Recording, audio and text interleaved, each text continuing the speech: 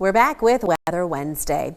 When forecasting snow, meteorologists in Michigan have to take the Great Lakes into account. Well, Kendall's back to explain how lake effect snow forms in this week's Weather Wednesday.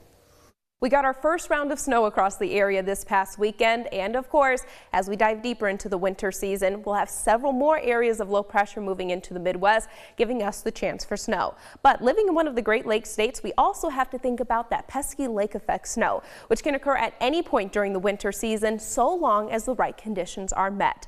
In order for us to get lake effect snow, we need relatively warm lake waters and a cooler air mass blowing over that lake.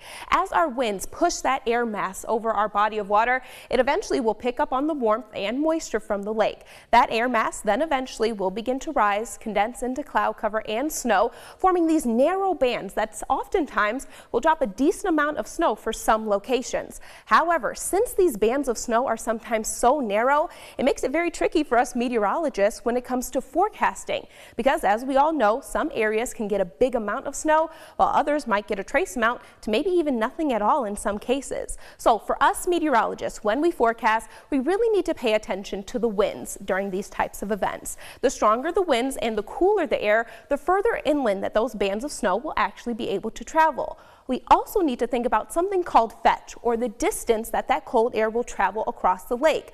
The longer the distance, the more that that cloud is suspended over the lake, meaning it has access to more moisture and the ability to produce even more snowfall for a certain location.